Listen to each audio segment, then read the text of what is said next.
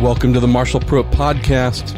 In our Inside the Sports Car Paddock weekly feature, we're kicking off as usual with our dear friend Jeff Braun, Supreme Race Engineer for the Core Autosport IMSA DPI team. And as we've been doing of late, now what I believe is our 20th episode, we've been doing a bit of a technical and engineering preview of each upcoming IMSA round. Jeff obviously is hoping that his Core Autosport Nissan On-Roque DPI, driven by his son, team owner John Bennett, and also Romain Dumas, have a very, very happy weekend upcoming here in Watkins Glen. Once we're done with that, we move into another acronym explanation, and that is CFD, Computational Fluid Dynamics, a big part of Jeff's world, many race engineers' world. What is it? What does it do? Why do you use it? How is it integrated into vehicle setup choices in what you do with a car aerodynamically? Lots of cool stuff that we get into here with Jeff. Then we move to a series of interviews captured by our good friend, my Week in Sports Cars co-host Graham Goodwin last weekend at the Nurburgring, getting ready for the 24 hours of the ring. Bit of a mix of familiar names and possibly some you'll be hearing from for the first time on the show. Start off with our pal Jorg Bergmeister, brand new GTE-Am champion for the season, the FIA WEC Super Season champ, and also winner of the GTE-Am class. Speaking with Graham about the post-race dramas at Le Mans and also his own driving future. Then we move to another Porsche friend, Kevin Estre, who's looking at not only the fun and pretty amazing 24-hour-long GTE-Pro battle that took place in France here just a little while ago, but also the dramas en route to clinching his portion of the FIA WEC Championship in the Pro category with Porsche.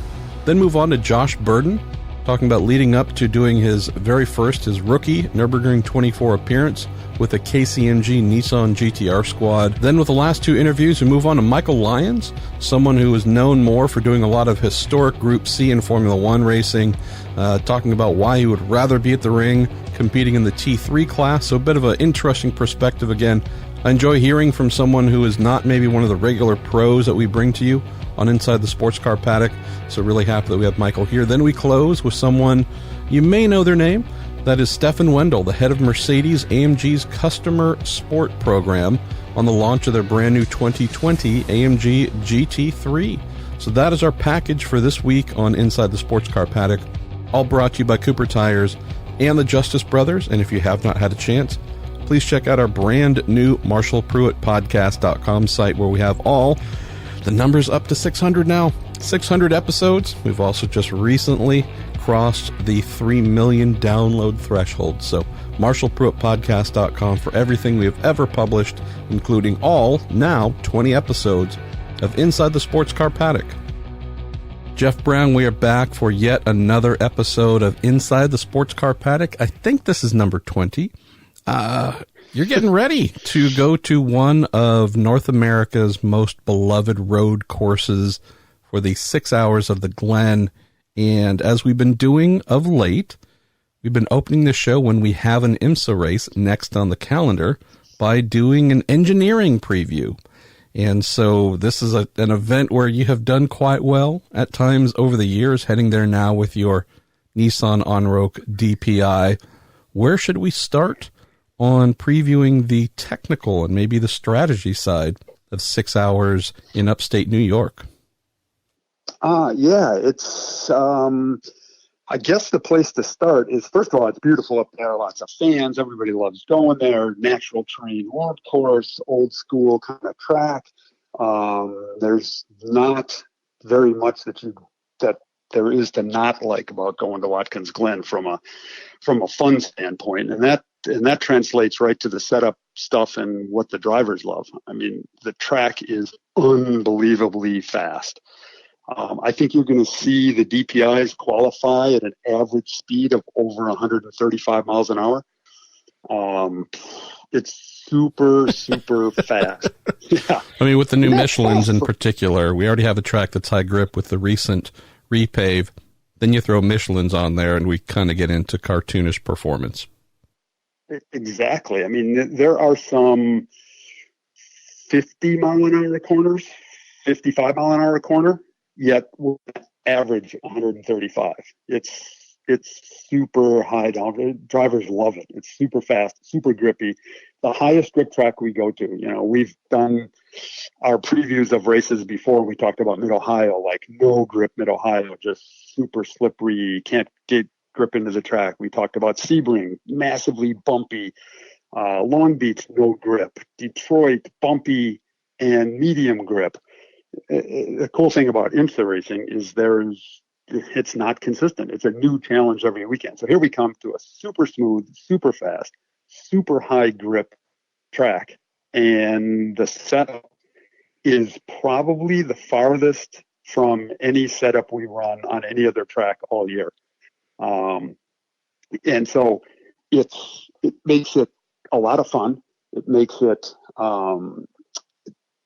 it tricky in a different way, because now you're managing fuel mileage. Fuel mileage, because it's such a high speed track, the burn rate of fuel is tremendous. I mean, you're going to see DPI cars pitting at 33 minutes on a stint, 34 minutes maybe, in that range. We're not going to go 40 minutes on a tank of fuel. And so a lot of pit stops with the question of, do you double stint tires? The Michelins could probably go 2 stints because, again, because of the high grip, you're not sliding the tire, and sliding tires is what degrades tires. So you're gripped into the racetrack.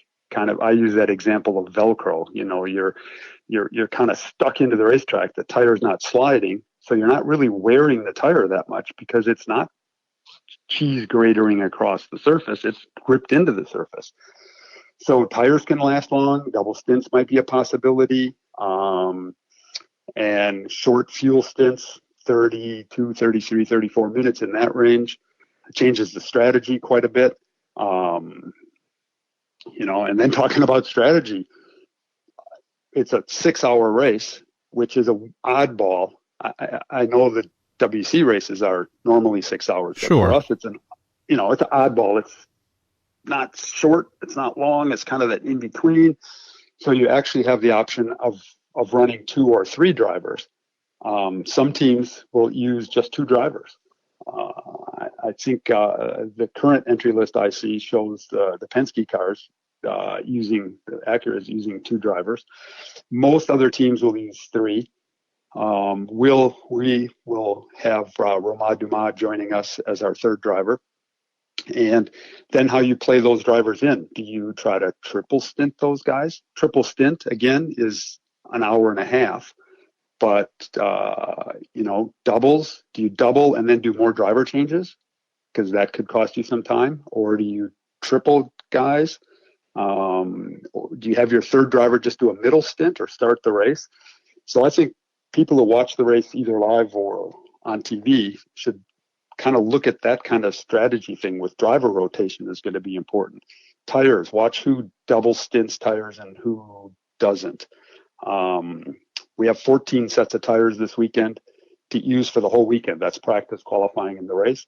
Should be enough, but it'll be interesting to see how people use their tires strategy-wise. So it's going to be unlike any other race, and it'll come down to, it could come down to last year. Last year, it was all decided basically on the last pit stop in the last stint of the race, and it was pretty exciting. Definitely one of the highlights of the year for IMSA. You mentioned the exciting part.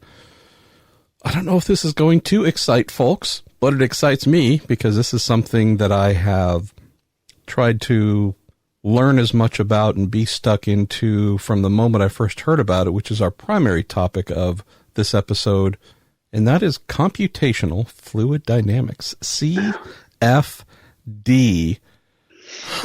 So last week we spoke about sim and simulation. I don't think we've done anything on finite element analysis, so I'm sure that'll be a future thing. We've spoken on many software-related performance tools that get used in motor racing, but CFD is one that was once spoken about almost constantly. We hear about it less, I think, these days. Not because it's less important, though, just because it's maybe not as new. It's just more of a known and familiar and expected tool. For those who don't know what the heck CFD happens to be, Mr. Braun, how should we explain what it is and what it's meant to do?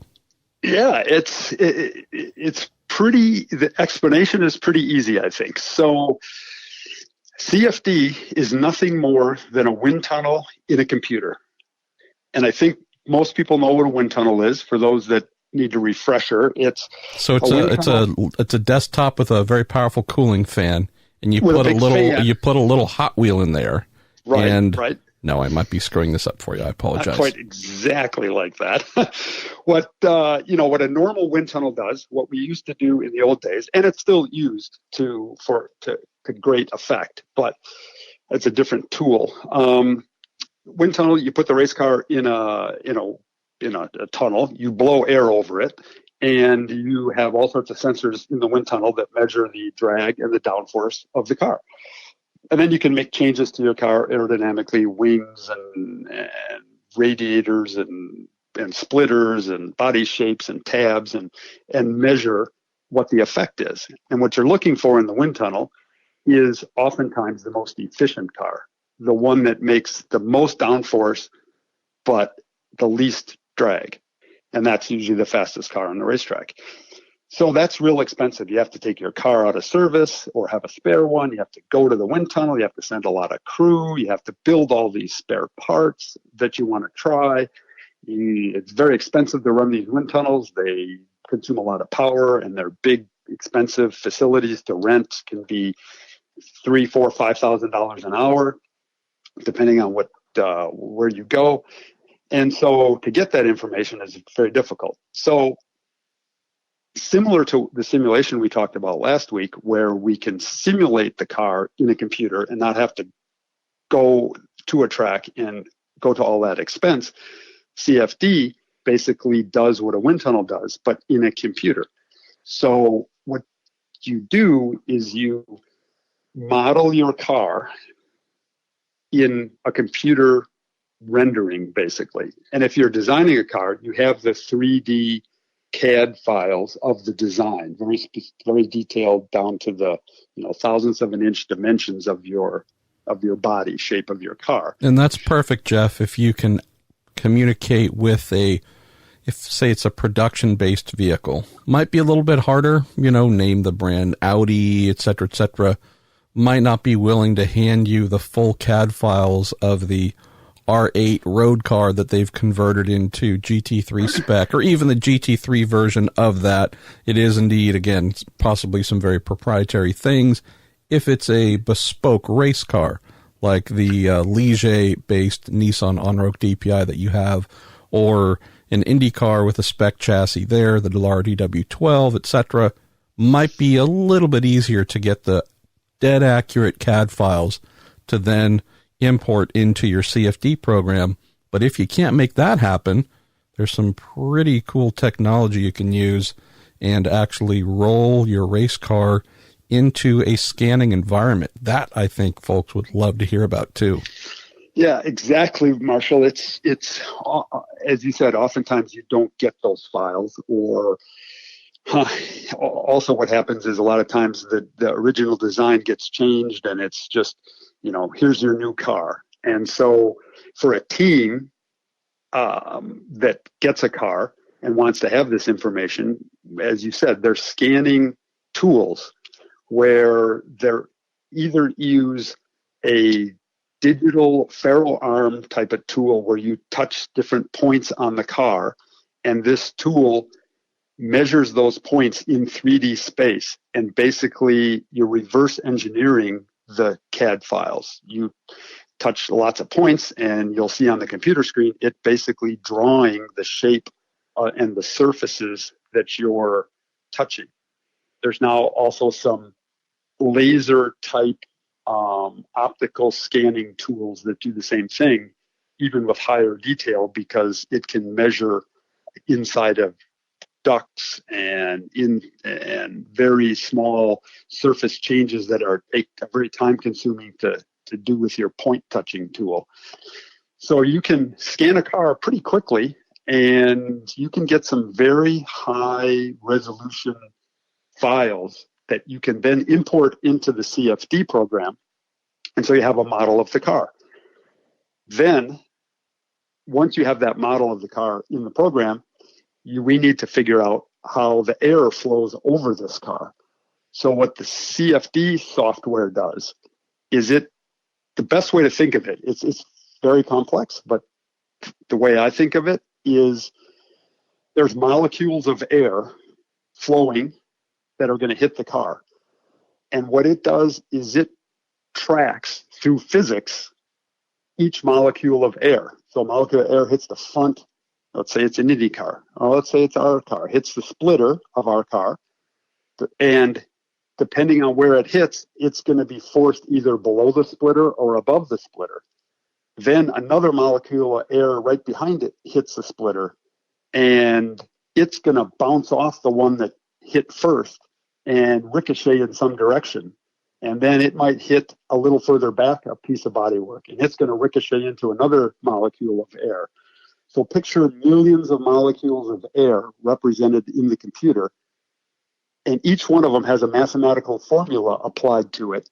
And it's basically figuring out the physics of that molecule while it hits other molecules of air that have ricocheted off of parts of the car, suspension, wishbones, tires, whatever. And it follows the track of every one of those molecules of air from the front of the car to the rear of the car.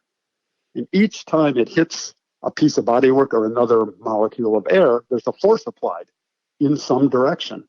And the CFD program calculates that force for each molecule of air as it goes along, and what the direction of that is, adds all those millions of molecules of air forces together and computes the total downforce on the car and the total drag on the car.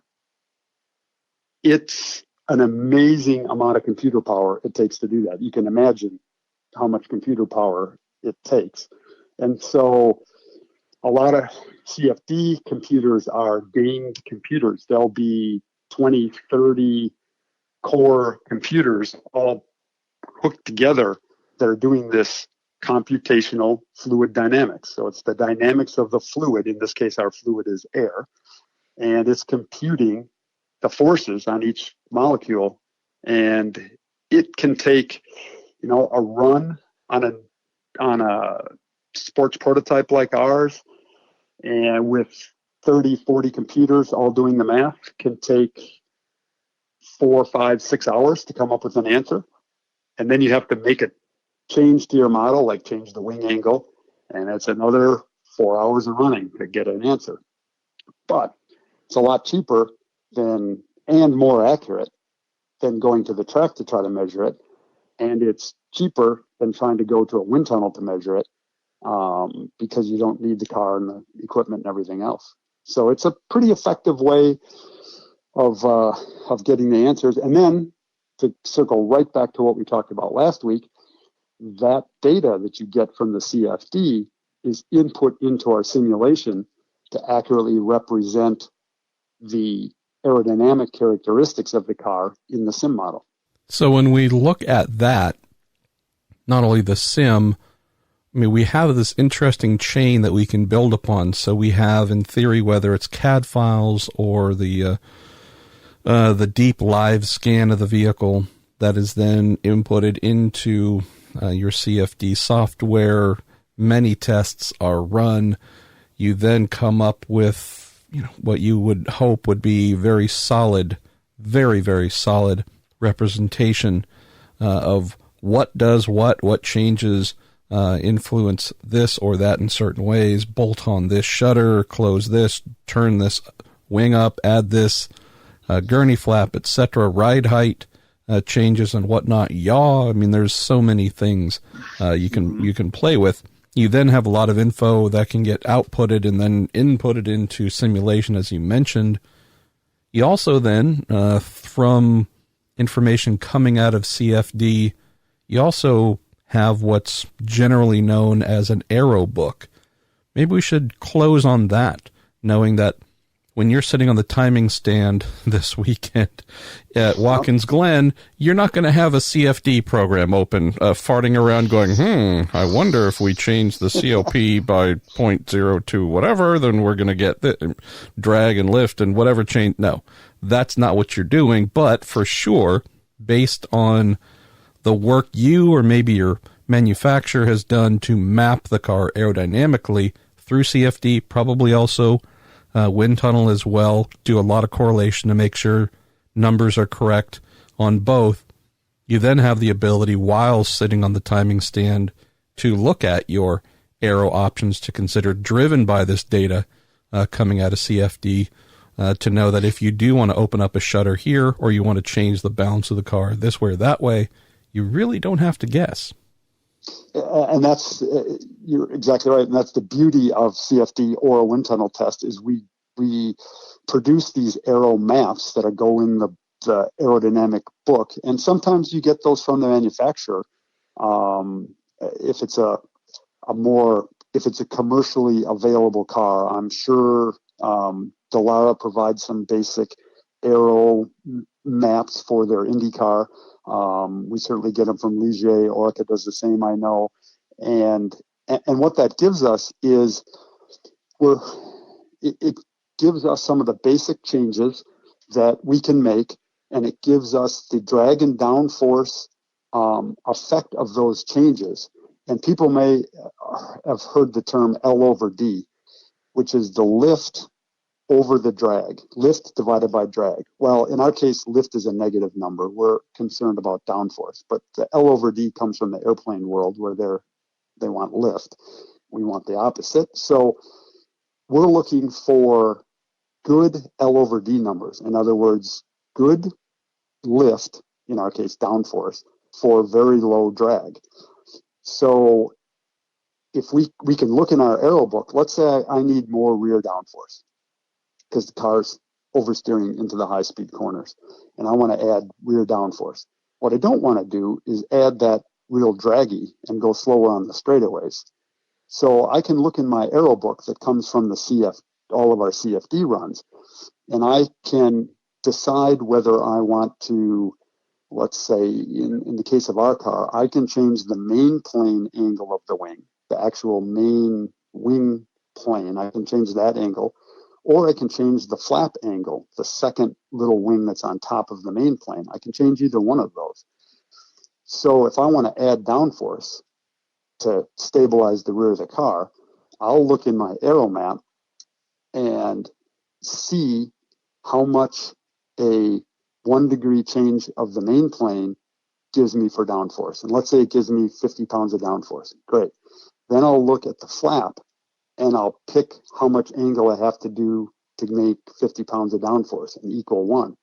Then I'll look at the drag that each one of those produces, and I'll pick the change that gives me the least amount of drag for that 50 pounds of downforce, because that's the best solution. Without CFD, you wouldn't know that, and you might pick a draggier solution. It still may balance the car, and the driver may love it. Hey, yeah, the car's really balanced now, I love it. But you may have picked something that is more drag than another option, and you would never know that without the CFD work or a wind tunnel test and those aero maps that are produced through that work. Jeff Braun, making us smarter with every episode. Thank you as always, my friend.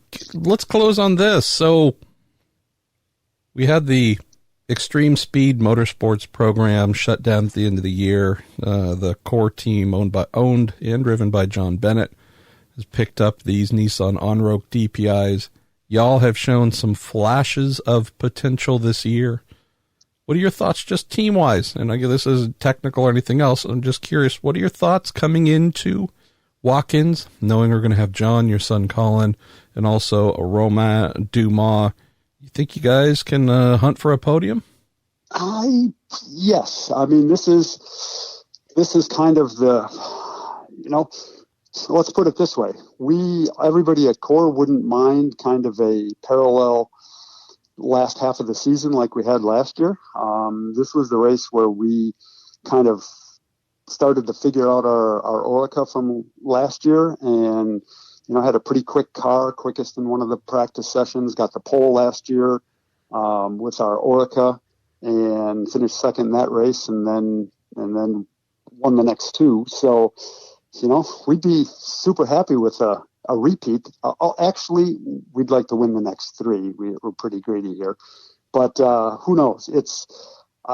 We had a really good test at Watkins Glen a month ago or so, and so I think we're encouraged. Let's put it that way. It's the kind of tracks that our team likes, our drivers like, and so I think anything less than a podium would be a disappointment, but we probably say that every weekend. So, but we're coming into the tracks that we really like and the tracks that we did well at last year. So everyone on the team's pretty encouraged. It's going to be tough. I think you're going to see the speeds. I wouldn't be surprised to see the pole go 2 seconds faster than last year, than what Colin ran last year for pole. With the increased performance of the DPIs that they've given this year, basic increase in power this year, and then the Michelin tire. I think you're going to see an incredibly fast race, and so we kind of like those kind of tracks and races at Core. Amen to that. Well, look forward to speaking next week when we will know how things went, and we'll have another topic to discuss. As always, dear listeners, please send in your thoughts on what you would like Jeff and I to discuss here on Inside the Sports Car Paddock, among the technical, engineering, strategy, electronics, whatever.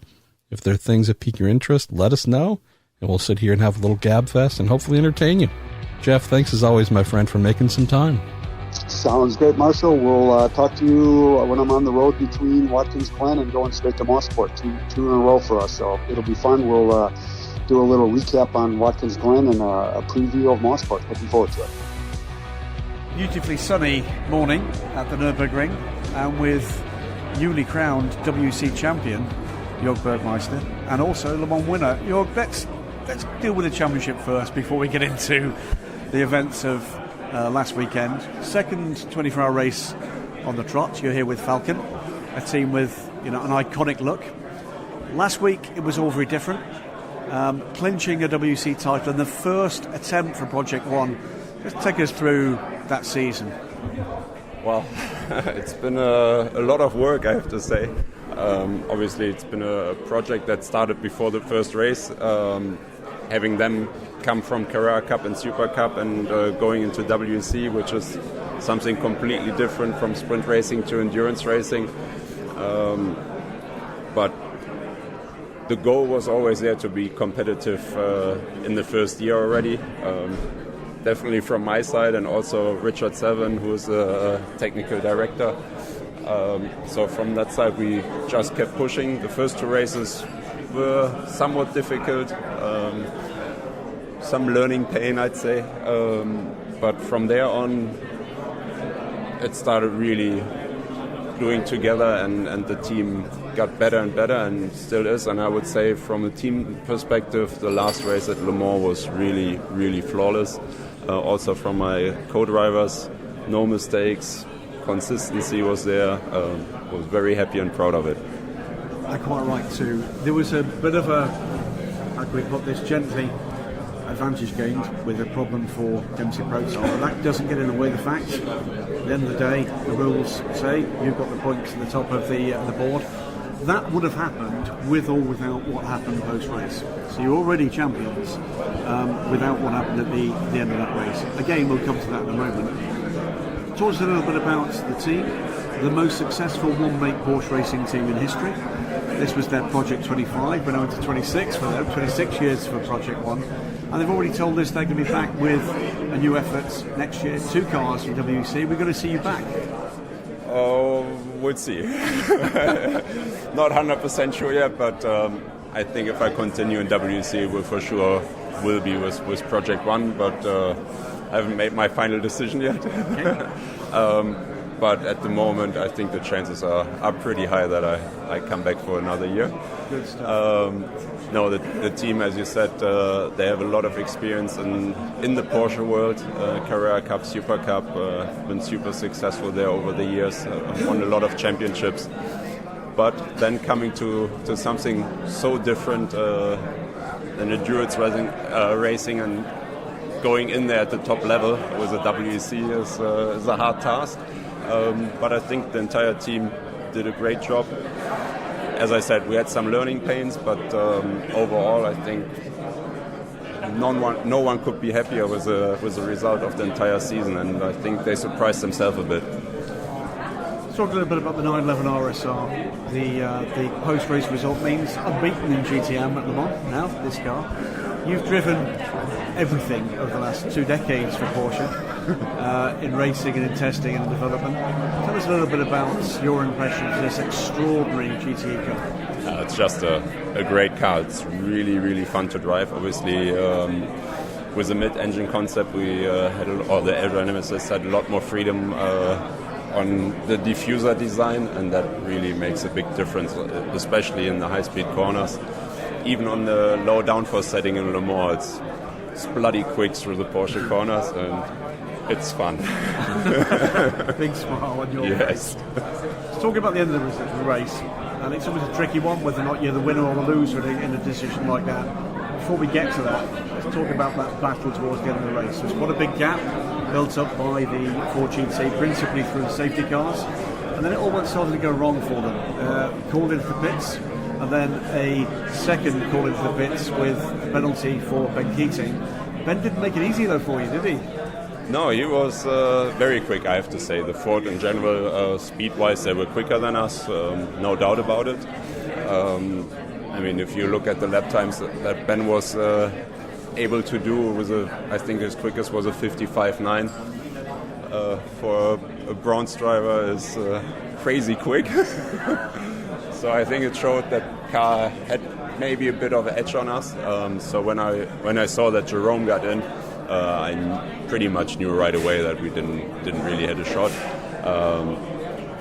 I then also started conserving fuel, but as the team told me then, they went the safe way. We went for another splash. Probably would have been okay on the fuel load to finish the race, but as we knew we still going to be second, we went the safe route and came in and splashed. We've seen obviously the decisions were made post-race. Ben has been very classy in terms of his response to it. You take the win. You don't though get to stand on the top step of the podium. That's not something you get to do. But your impressions basically of the events as they came through you. I mean, obviously, it's a sad situation for the guys that were on the top step of the podium, but nevertheless, rules are there, and I think on that side it's good that the FIA is so strict about it, and everybody knows as soon as you're over the limit, you're out, and even if it's only a little bit, rules are rules. Have you heard from the guys since Le Mans? I talked to Jerome, and I mean, he's definitely not happy, but he's a racer and he will keep going and pushing again next year. There is that moment. It's quite a sad moment for one set, and I guess it's a kind of mixed moment for the others when those trophies have to be handed over. I don't know yet. I just got an email that I have to send my bag to the ACO, so I don't know what's going to happen, so we'll see. But at some point you're expecting something nice in the mail? I hope so. You've mentioned you don't really yet know what's in store for you. You've made your racing living very much in the US of late, and with Paddock in particular formed a really good partnership with Park Place. The car this year was very much a partnership in the WEC with Project Burdon Park Place. Is that the decision that's got to be made? Or is this more about your decision on where you'd like to be racing? Yeah, I think it's more that than anything else, or what I want to do in my future if I'm going to keep racing.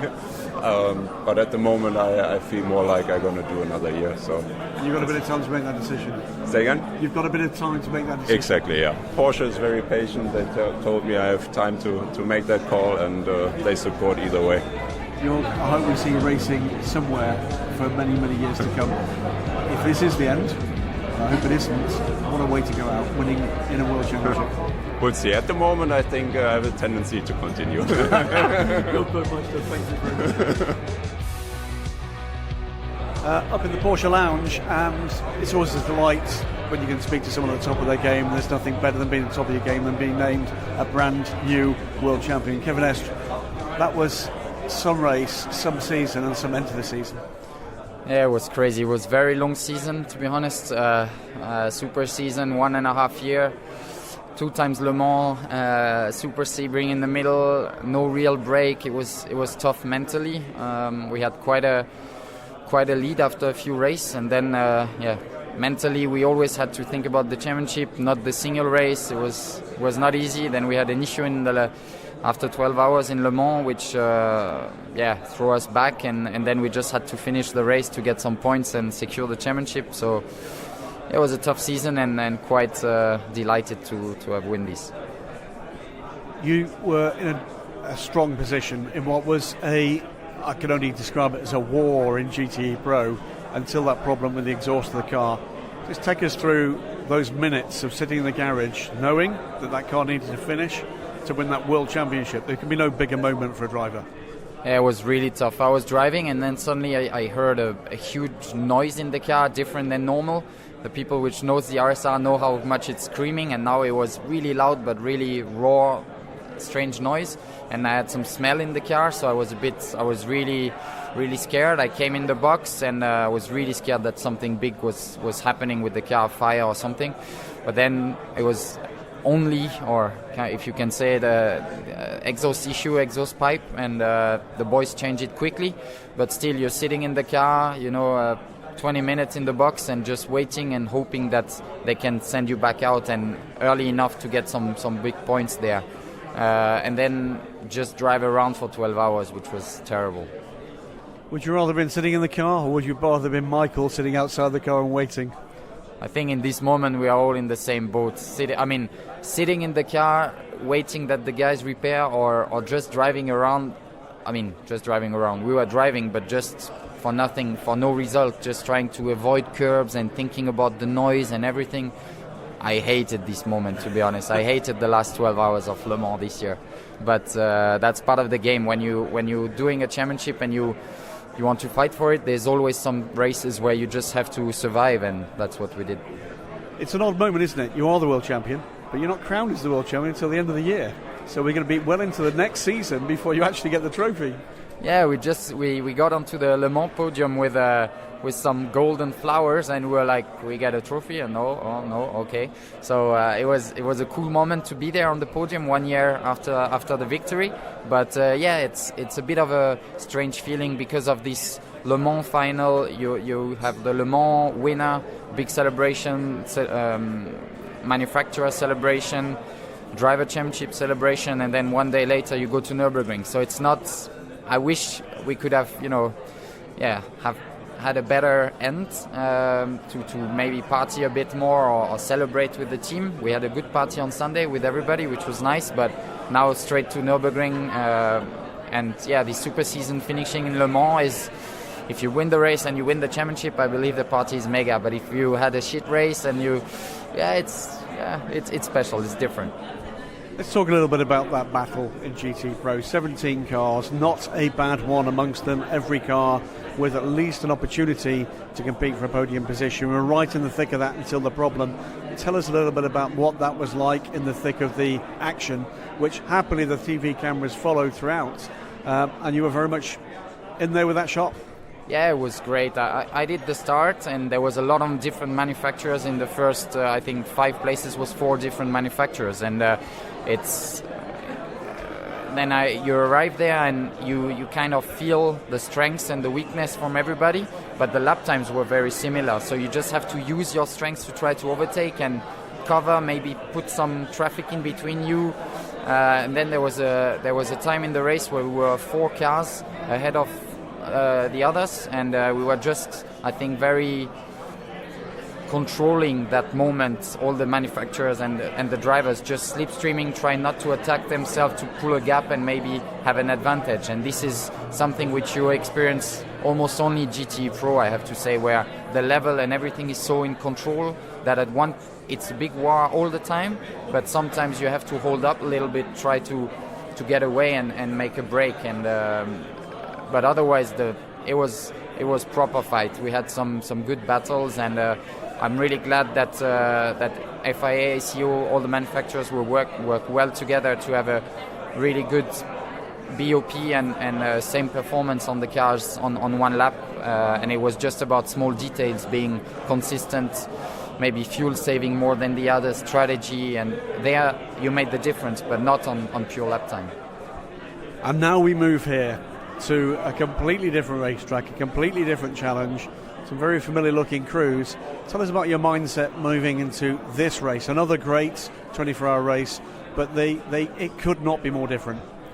No, it is. It's different. We are in Le Mans. We are one of the slowest class, or the slowest car, let's say. We just look in the mirror and overtake the AM cars sometimes, and then look in the mirror for LMP2, LMP1. Here we are the fastest car, so we never look in the mirror. Basically, we just turn it off and we just look forward, try to overtake, try not to lose so much time. Weather conditions are always tricky. It was a bit the case in Le Mans last week, but here normally it's worse because the track is longer. You have trees everywhere, you have barbecue, you have smoke, you have code 60. It's a real different racing, but also flat out all the time. You don't have any safety car. You just, the gap you make, you will keep it. So it's it's different. It's a different car. Everything is different, to be honest. But it's a mega event. It's to have these two in a month is quite tough for everybody, for the drivers, for the team manager, team. We drive with Mantai both races, so some guys are doing the double. But the fans are incredible here. What is really cool on this track is having the fans so close to you all the time. They can come to you anytime. They can look in the garage, and they can be really spread out on track, which is different to Le Mans. And I have to say, I like it better. It is an extraordinary back-to-back event. The guys must be suffering at least some fatigue coming into this. What's the plan, whatever happens after this race? I presume home and rather a lot of sleep.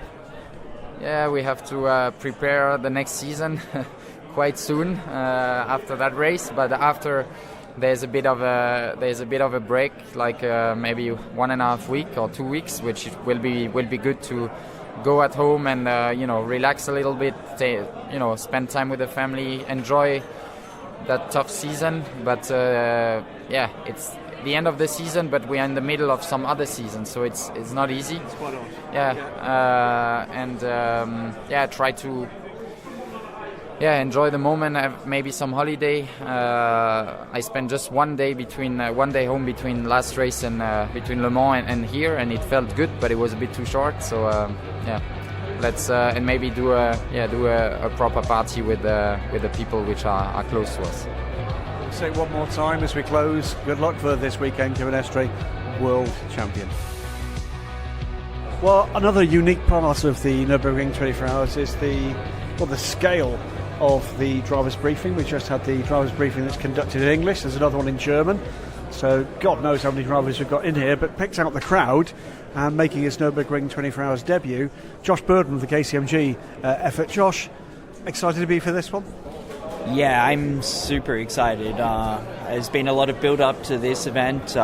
It's been a big season for me, competing in the VLNs, to get the A permit to even be able to compete here in a GT3. So it's been a long 4 months, a lot of preparation with the team, and this weekend is finally here, and to be honest, I'm super excited. Now, full GT3 spec Nissan GTR, Godzilla is here around the ring again. There's 3 of them here, 2 of them with your team, Paul Lips, KCMG team. So for those that aren't aware, and our listeners, it's not as easy as turning up here, throwing down your entry money, bringing along your GT3 car and putting world-class drivers in. You've got to go through quite the process, haven't you?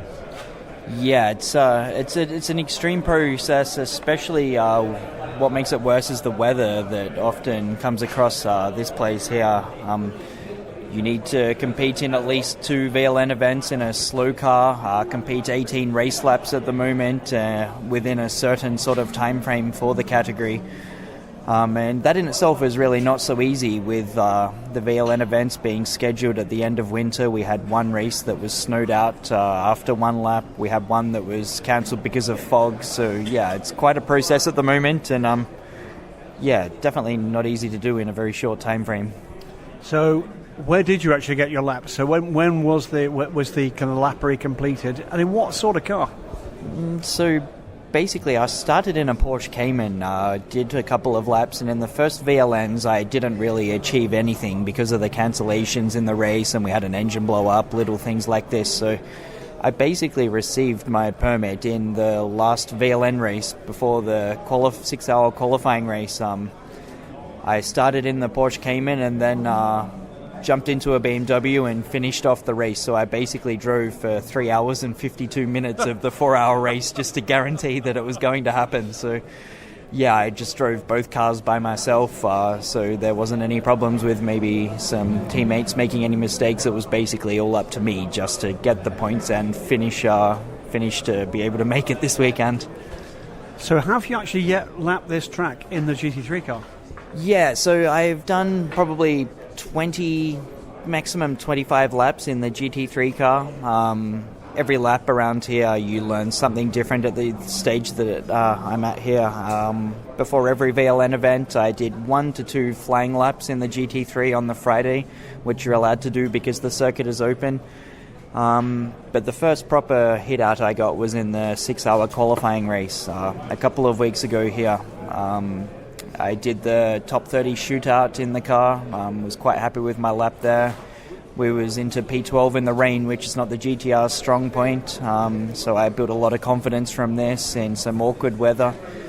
And where I started to feel the most confidence was in my 8-lap stint in the race. I learned more in that 8-lap stint than I have since I arrived here, so could be a little bit better prepared coming into this weekend, but to be honest, I'm feeling quite good. I've watched whole of last year's race and most of the year before, and I've tried to suck bits of information out of everywhere possible just to prepare myself as much as I can. And to be honest, for me, my one lap speed around here and everything is not really an issue at the moment. I'm lucky to have been quite fast straight away. A lot of it is just having 160 cars on the track and a very big speed difference, so just the experience and learning how to tackle this and just be able to make the most out of not losing too much time in traffic is where all my focus is.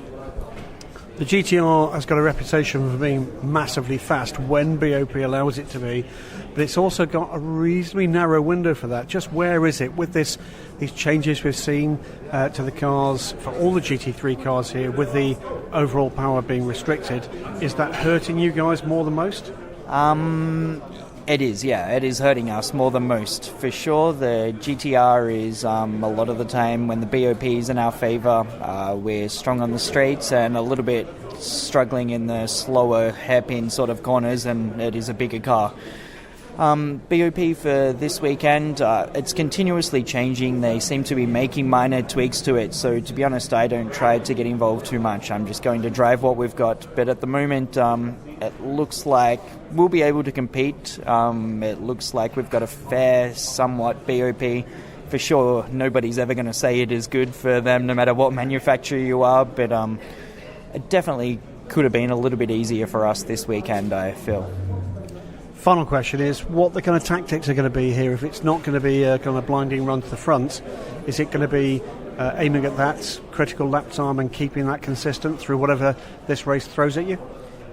Yeah, so I have some very experienced teammates. I'm sharing the car with Christian Menzel, Philip Olzak, and also the first timer here, JP Oliveira, who's a really accomplished guy. So looking at what we need to do for this race, we do have quite a strong package. We are in the pro class. Every pro class is super, super solid here, and no such thing as really an endurance race anymore. It's basically going to be a 24-hour sprint race like they all are these days. So yeah, the weather looks fine at this stage, although I don't believe it will be. Something will probably happen, but we have an average lap time that we're going to stick at, fight through the traffic, keep our nose clean, and hopefully in the last 1 to 2 hours we can be somewhere there, and I don't see why we shouldn't be somewhere close. Josh Burdon, as I've said before on these interviews this weekend. I'll keep saying it, be fast, but be safe. This place bites. Have a good race. Thank you, man. Well, first familiar face in, well, it's a bonkers paddock here at the Nurburgring 24 Hours, Garage 7, is Michael Lyons. Michael, this is not your first time here, but your first time here for the 24 Hours. Yeah, and we're sort of starting it off with something nice and steady in the top class and GT3, so how else would you want to go around here in the dark for the first time? With Conrad Motorsport in the fabulous, sonorous Lamborghini Huracan. And to which specification? This is not the Evo, is it? No, it is the Evo. It is the Evo. Full Evo spec, yeah. So that's full rich. You've got a bit of history with this team, with France. Yeah, it was an interesting way it all came together. It's sort of, Franz is good friends with Fritz Gebhardt, who obviously I've done a lot of racing with the Gebhardt, and sort of off the back of that, I told Fritz that I was looking into doing some VLN stuff this year, because I've done a couple of races in the 235s and the 240s, and I've been itching to get into some full-on GT3 stuff around here. And yeah, sort of 1 minute he said, do you know my friend Franz? And I was like, we started talking, and sort of here we are. It's sort of one of those relationships that's just sort of steadily boomed, and we're here for the main race of the big deal. Have a proper crack at it. Give us an impression. You've done racing in all sorts of cars and all sorts of circuits, of just how different, how challenging this is. The circuit is astonishing.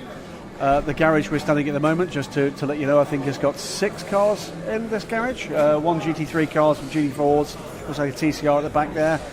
Just in your own words, just how bonkers this place is. It's madness. I mean, I got to do the qualifying race with these guys, which sort of let me settle in quite nicely. And when you're in the sort of middle class cars around here, obviously the GT3 cars seem to come flying at you, but you're sort of able to deal with them quite well. You've got the slower cars, but you have plenty of time when you're catching the sort of clear, without naming names, but like catching the lower class cars or the older cars at the back. And then you come here in GT3 and it's like, wow. You see the guys and you get the experienced guys, you catch them, they've made a decision on where they're going to be and it's quite easy. But then you get the inexperienced guys, or where they're a little bit hesitant, and that's where like you earn your money, so to speak. You really have to be on it with those guys, and sometimes you find yourself making the decision for them, and it's full on. There have been some controversy this year coming into this season with some power restrictions for the GT3 cars only, which means that rather oddly on the Dottinger, some of the lower class cars are faster in a straight line than you are. Yeah, that's made it interesting. I understand the theory behind it. I get the top speeds are bonkers. I mean, top speed of supercars, hypercars in general at the moment. I do quite a bit of coaching with road cars and stuff, and it's all just gone mad at the moment. So I get the logic behind slowing it down. However, it makes our job a lot more full on, a lot more risky really with the traffic, because we've out of the corners we've still got a bit of an advantage, but once we're getting towards terminal velocity, like you say, they're driving away from us. So you're coming into those big braking areas and you can't lose the time by following them for 4 corners, so you've got to commit, and it's not going to be easy especially in the night. Now this circuit, despite some safety changes fairly recently after the result of a couple of nasty accidents in racing, is still very much as it was. It's still very much the Nordschleife from 10, 20, 30 years ago. We come here after a 24-hour race last weekend at Le Mans, where there have been huge safety changes made. That place was crowded with 61 cars, 62 cars. We've got 160 here. What kind of traffic are you anticipating on a given racing lap? I can't say I've ever done a clear lap here. So you just know sometimes you can be lucky and you can catch them in some of the high-speed parts where you can just sort of blow around people, but it's the committed sections when you catch them going into places like Foxhole and sort of like Flansgarden sometimes, because you're going so quick through there in the GT3 car, Wünschen, places like that. They're the places where you think, there goes the lap sort of thing. But yeah, it's an amazing challenge, and the fact that we can still race on proper tracks, like places like here, Bathurst, Monaco, they're unreal, and that's what keeps you coming back to it. Among the other things that you've been seeing out in recent years are historic Formula 1 cars. It's not that long ago that those cars were racing right here on the Nordschleife. Can you actually believe we used to do that? It's crazy. I kind of look some of the places where you're flying GT3 cars and you think, this is quite edgy, this is quite dangerous, I've got to have my wits about me for this. And then the idea of doing it in a car which is, half the weight, same amount of power, and then, I mean, they're not the safest of things from the cars from the 70s and the 80s, are they? So, I don't know, part of me says it'd be amazing to have a go. Part of me says when it came down to it and actually, like, getting the most out of it and everything else, being that committed, you'd have to have a good talking to yourself, wouldn't you? Even if you did afterwards, I think you'd sit down and go, as great as that was that really the best idea I've ever made as a life decision sort of thing? I think that's where you'd end up after qualifying if you were driving something around here, like that round here. So here's the question. Fabulous new spec GT3 car here, classic Formula 1 car, Group C sports car. What's your choice? That's not fair. just Oh, it's very fair. So I can't imagine a Group C car you could get to work at the ride heights around here. I genuinely think the GT3 cars it's the right class to be the fastest thing around this circuit, because anything with more downforce, you're going to be so compromised over the bumps. As amazing as it is seeing the laps from like the VW and the Porsche,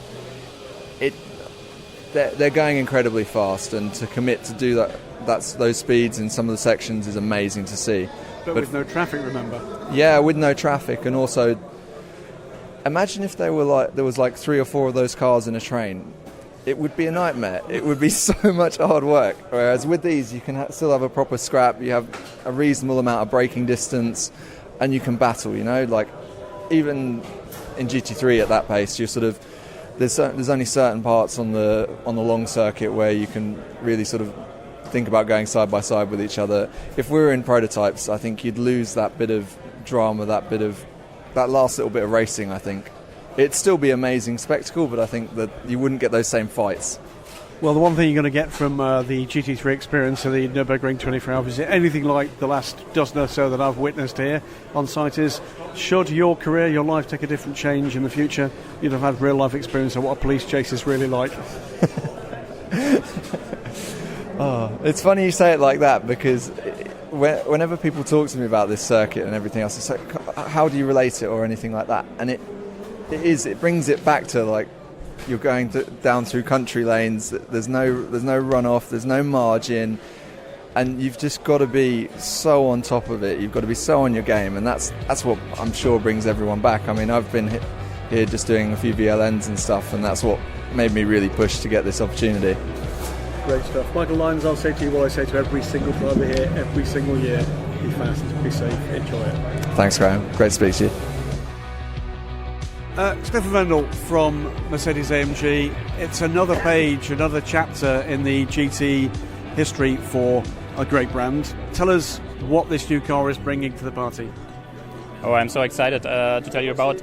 So it's, first of all, a brand new looking car. And as Tobias Moers said, it shows some indications of a new design for AMG road legal cars in the future. But moreover, we thought let's say about 2 years, what we can do, when we will do, when is the right time to update our existing very successful car. And so in the sphere we are working around, it's all about to update things which are not influencing the BOP so far. Because it makes no sense to update something which will hurt you later on with more weight or smaller restrictors or whatever. Because we know that we have enough potential in our existing car, but still we have some tiny things to do. And so we collected feedback from our teams from all around the world. And each team had something different. And all those together, we thought about, okay, what we can bring in the car without raising the cost or maybe reducing the cost. Because there are two different things. On one side, we want to reduce the running costs for the teams later on. On the other hand, we don't want to make the update kit too expensive. Because for sure we would have some things more to do, but which would be too expensive to put in the car to make it exchangeable. So, yeah. So give us an impression with SLS Chapter 1, Chapter 2 is AMG GT3. Yep. The numbers that we're talking about there for AMG GT3 leading to this point. How many cars? The numbers, the cars sold? Yes. Yeah. Okay, from the SLS we sold 86 cars. And from the actual GT3 we sold over 130 cars. And yeah, now it's a new era, so we will have some years to go with this one. And we hope we can also sell them, that they will like it. So the highlights, if we're going to give you what we call the elevator pitch for this car, what are the big changes that you think will change the minds of customers and keep them with their Mercedes-AMG, or bring them to Mercedes-AMG with this new 2020 car? Yeah, first of all, we want to keep all our strengths we already had, so because we were not so bad so far.